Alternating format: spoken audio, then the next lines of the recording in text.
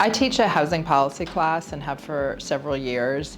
I cover sort of the nuts and bolts of affordable housing policy, how housing is developed, how it's subsidized, how to find data about housing and housing needs, and then we kind of dive into a bunch of policy issues around housing, which I tend to rotate depending on what's, you know, most prevalent at the time. So homelessness, we talk about segregation and fair housing, topics like that.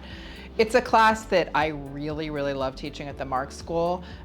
It is very, very common when I teach this class to have in the same class a student who works for the city financing affordable housing and a student who is homeless, who's living with their family in a shelter, and to have a class discussion where we get to all learn from each other is really invaluable for me and for the students. So that's just a critical class, and I really enjoy teaching it.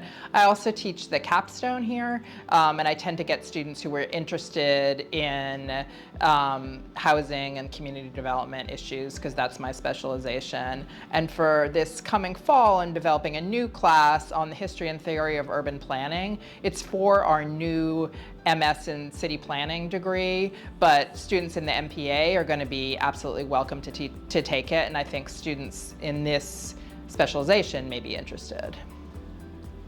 I teach multiple courses. I teach courses in map making, in GI, which is basically GIS, spatial analytics, teaching students how to map urban problems, and so people, find data and can map health, criminal justice, housing, look at different policy issues and how they relate to other aspects of it. So we work with the census data, we work at local, different spatial inequalities as well. And I think that course gives students a good breadth of being able to look at space and how things relate over time.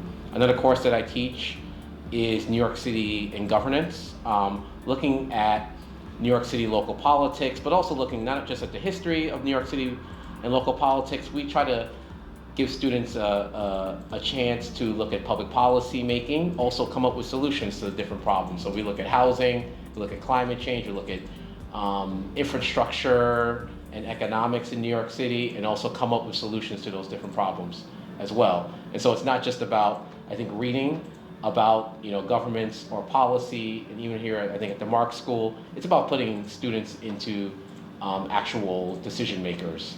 How would they make decisions? How would they look at public policy? How would they think of the thorny issues between politics, public policy, and problems, I think, in communities, and coming up with evidence-based solutions for those problems if they were the decision maker.